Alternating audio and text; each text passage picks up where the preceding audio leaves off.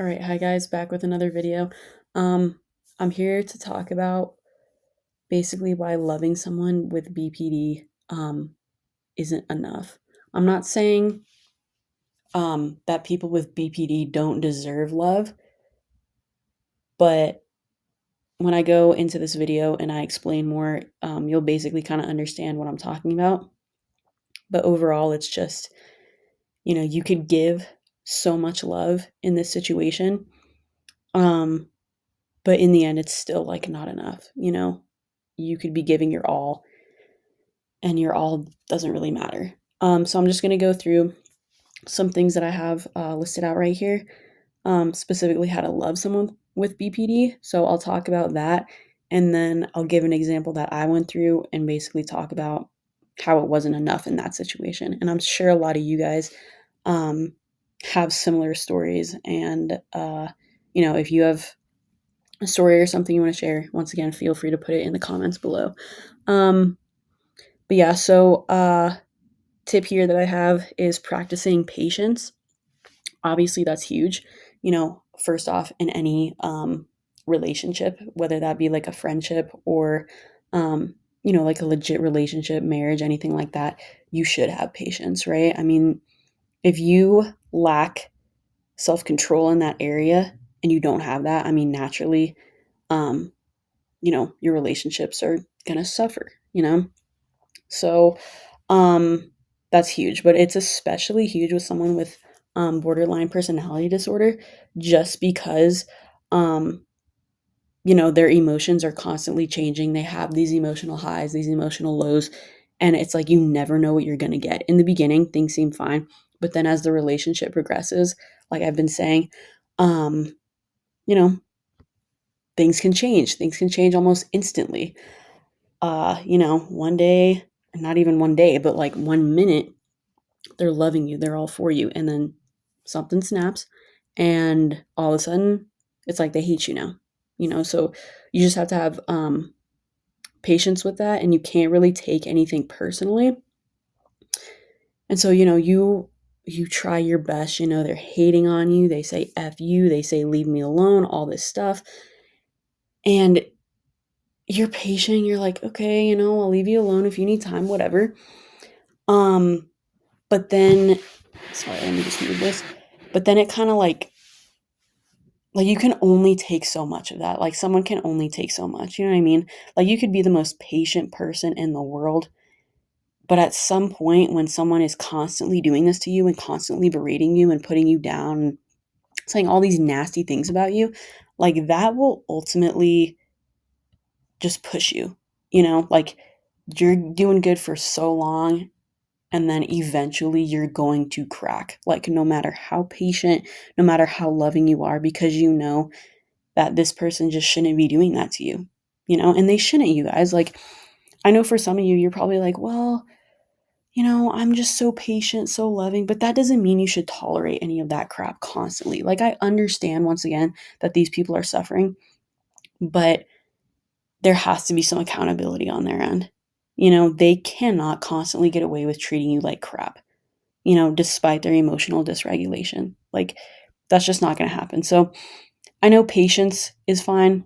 And, again, one day you might just snap. There were times that I snapped. There was one time where I really lashed out because I just couldn't take it anymore. Like, I just couldn't, and I didn't want to lash out, but I did. It was just like so against my nature to do that because I feel like I've never done that with anybody. And then, I don't know, it's like this person causes you to do that just because you're just so sick of it. Um, But on the flip side of that, I feel like if you are so patient and so loving all the time, like they're obviously going to see that and they're going to be like, oh, well, I can constantly get away with doing this or doing this or doing this. And at that point, you just become like an enabler to their behavior. You know, you don't say anything, you don't push back against what they're doing to you. So, they're just like, I'm going to keep doing it. I'm going to keep abusing this person. Maybe they don't necessarily know it's abuse, but it's going to keep happening. And like, once again, at least for me, and I feel like for a lot of relationships, it gets worse as it continues. Things are fine in the beginning. Things are going great. Things are wonderful. It's a fairy tale like relationship. And then things happen and, the emotional abuse is more frequent and all that stuff. So again, I feel like if you're that patient, it'll just get worse. Unless, once again, this person is getting treated. But if they're untreated, better watch out. And then the next thing I have, open and honest communication. So this is wild because, obviously you should communicate in a relationship. That's what I've been saying. Duh, like, why would you not do that? Makes sense to you guys are in a relationship. Why not communicate, right? Communication is vital. Probably one of the most important things, in a relationship, in a marriage, etc. And I guess for me, like, I'm not really one to like let my guard down, you know? Um, I don't tell people a whole lot of things just because, I'm a very private person. I always like have been, I don't think people need to know everything. That's just how I've always been. Um, so when I got into this relationship, it was hard to open up for that reason because, again, very private. I don't really tell people things. I never really have unless they absolutely need to know.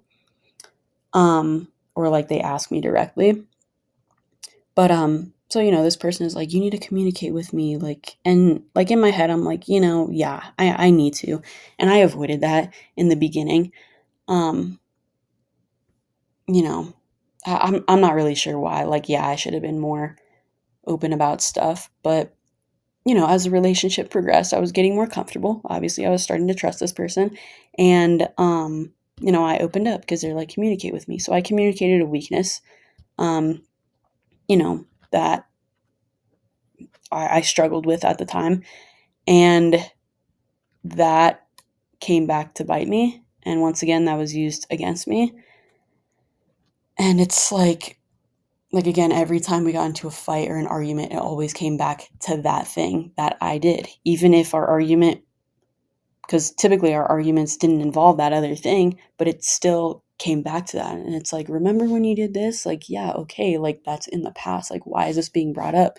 It makes no sense. But like, you should always like communicate your feelings and your needs. And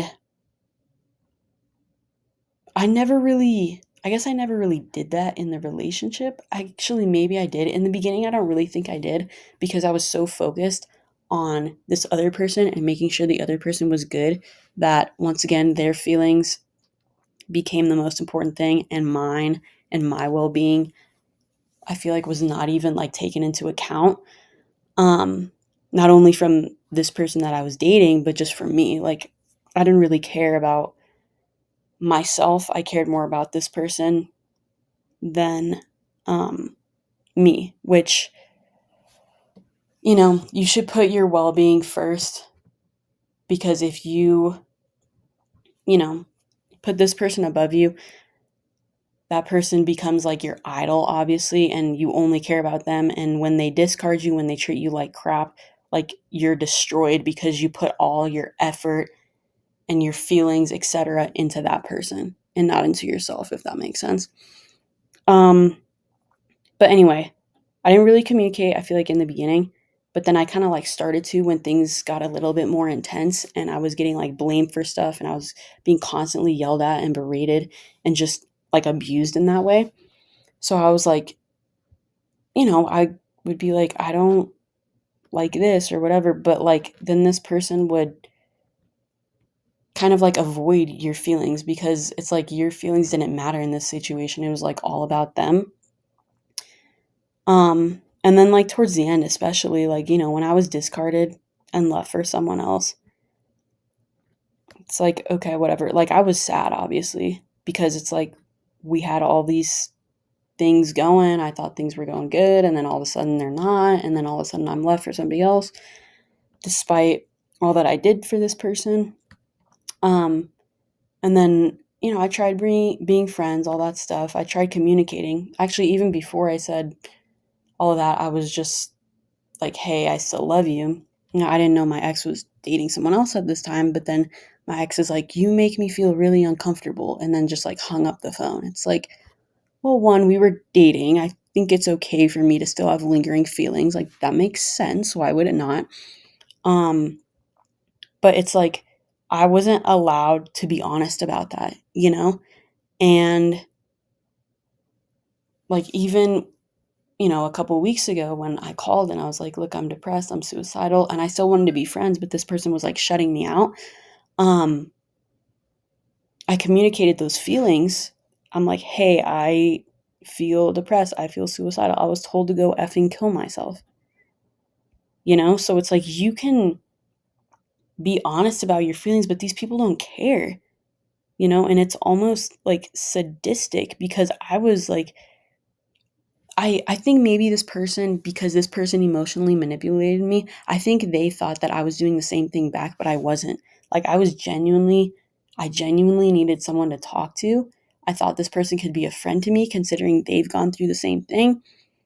Like, that's all I needed at the time, you know? And even then, my feelings were completely disregarded, you know? And I get it that that was, like, after the relationship was over, but even then, just in the relationship, like, I felt like I couldn't communicate my feelings because my feelings were just not as important as this other person, or this other person was going through so much more, and my feelings just there's no way they could measure up. Like, I don't know, you just like, in that situation, I didn't feel comfortable sharing those things for that reason because I felt like I would be put down, if that makes sense.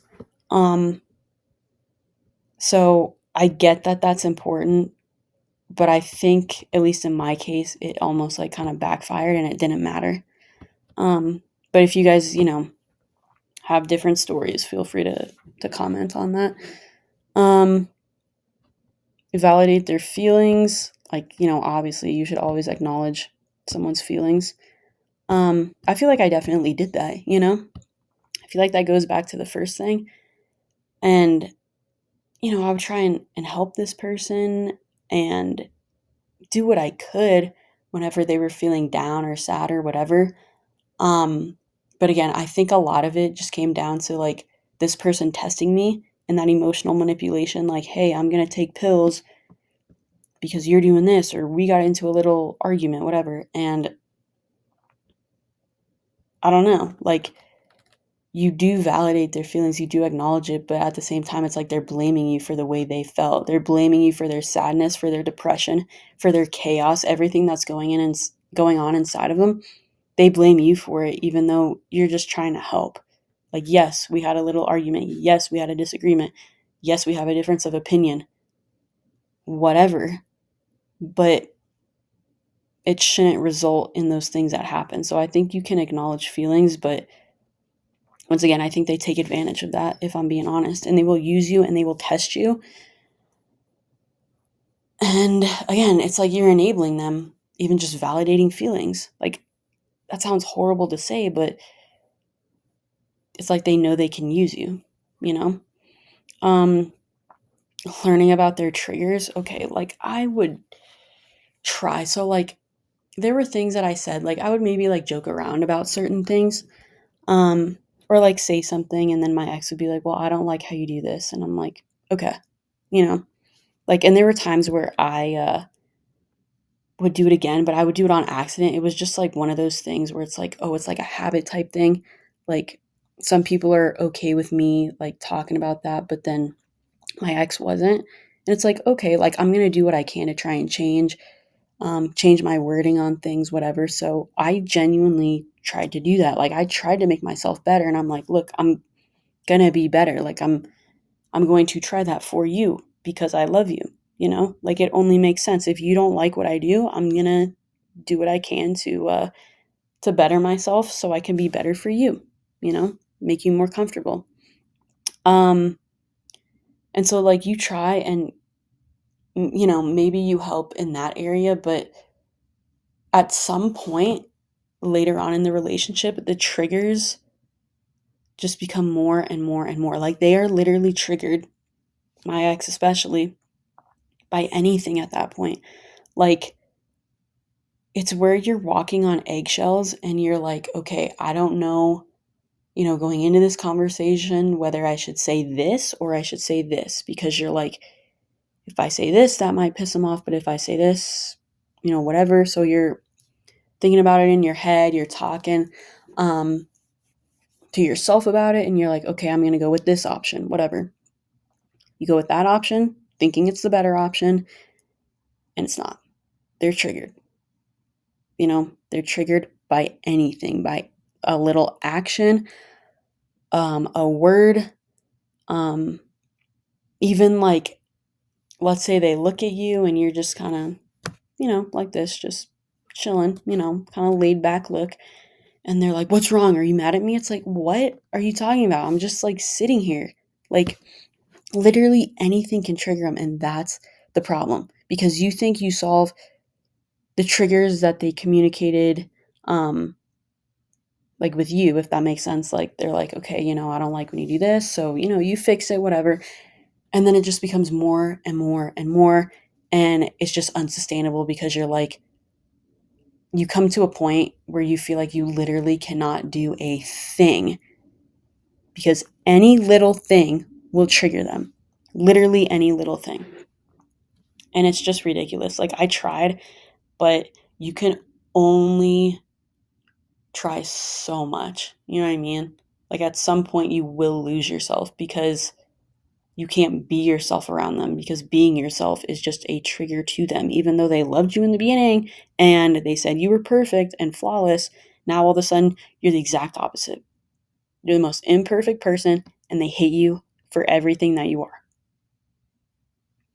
Sorry, that was a lot, but again, venting network, or whatever I titled this YouTube channel. Okay, next one. Encourage professional help. So yeah, I tried that, when I was discarded and I was researching, I was figuring out what the heck was going on. Um, you know, and I was told during the relationship, yeah, it's BPD. So I had to look more into it after the discard, and I'm like, okay, this is starting to make sense now. But anyway, so uh I wanted to hang out with my ex, and I wanted to be straightforward about BPD. So I was asking questions. I was like, were you neglected? Who are you neglected by? What do you think of boundaries? And I even like shared like just something that I found out, that, people with BPD actually have like different brains than people that don't have it. And that was seen as an attack. And I was told to stop asking questions. Even though I was told that, I was still kind of asking. And I know that was wrong of me and I should have respected this person's boundaries. But I thought talking would be therapeutic, because this person has talked to another person in the past about like childhood stuff, and it's really helped this person. So I was like, okay, I'm thinking in my head, like, if I talk to you about the BPD, that, this person will open up and it'll be good. It wasn't. I was accused of attacking this person, and I was told, you make me feel really uncomfortable and I don't feel safe around you. And it's like, that's not what I was getting at. Like, you just want this person to be able to talk to you, because they're hurting on the inside. There's a lot going on and they can't keep that bottled up. But this person wanted to. And I'm like, I just want to help you. And they're like, I don't need your help. I don't want your help. And then ultimately, that's what led to the discard of even the friendship. And I was told, I don't care about you. I don't care about what happens in your life. I don't want a friendship with you. And basically, I want you out of my life. And it's like, should you encourage professional help? Yes, I think you should, because I feel like unless these people don't, like, they need therapy, right? And if they don't have that, like, they're gonna be suffering. But at the same time, if you encourage that, you're now attacking them. So there's really no way to win in this situation. If you don't encourage it, you're enabling it, because you're letting it happen. If you encourage it, now you're attacking, now you hate this person and they hate you. Like, everything is so contradictory. It's ridiculous. I don't even It's crazy, because unless you've gone through it, you're probably like watching this video and you're like, whatever. But like, Guys, it is insane. Like, it makes the other person, the partner of this person, go literally crazy because nothing makes sense and everything contradicts itself, and everything in the relationship contradicted itself, and everything afterwards contradicts itself. It doesn't make sense. um Prioritize self-care. I mean, I'll be honest, I didn't really do that. I was so focused on the other person. I think you should. Um, but because the person with BPD has fear of abandonment, if you take time for yourself, or you go do your hobbies, you go hang out with your friends or family, oh, now you're not giving the person with BPD attention. They feel like you're abandoning them. And again, it's like this snowball effect. You cannot do anything right.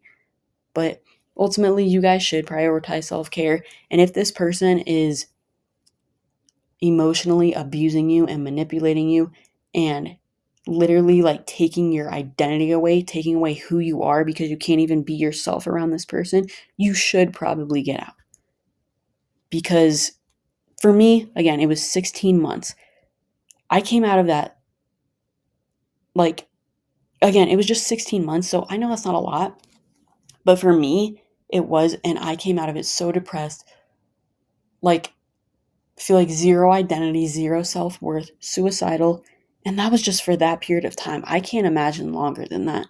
So, like, if you guys are in this situation, like, probably get out. And I know you're scared because you're like, well, if I get out, you know, then the person with BPD is going to kill themselves. Like, but that's the thing.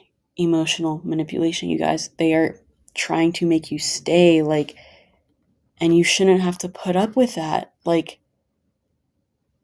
and I know I was depressed and suicidal, but for me, it wasn't because of the breakup. It was just this person wants nothing to do with me after I did so much for this person. And, like, I don't know.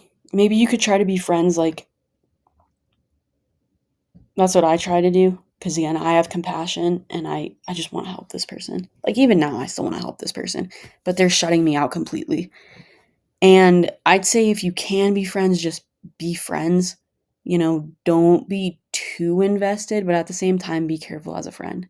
Because they could still use you in that way. Maybe not as much as they would in a relationship, but I don't know. Just kind of use your judgment, you guys. I guess it depends on um, how many traits, your person with BPD has, the spectrum, all that stuff.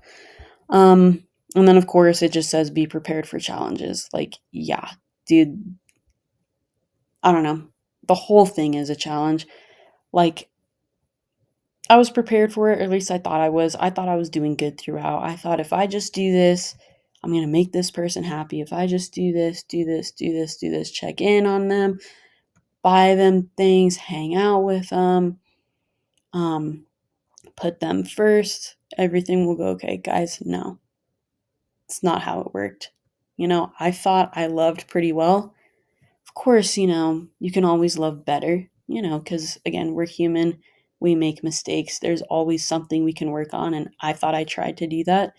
And I thought I owned up to my wrongdoings, all this stuff. But in the end, it didn't really matter, and that's what sucks. But yeah, so again, you guys just feel free to share your experiences. Um, if you know how to support someone and love someone with BPD, something that works, I'd love to hear it. But for me, based on what I've seen, based on what I've read, these experiences, etc., everything seems to be contradictory, and I feel like nothing is ever good enough unless this person gets treatment and acknowledges um, what it is themselves. But yeah, thank you guys for watching another video. I feel like this is one of my longer ones, but I just had to vent. I just had to go off on tangents. Again, thank you for watching. Appreciate all your support, and I'll see you in the next one.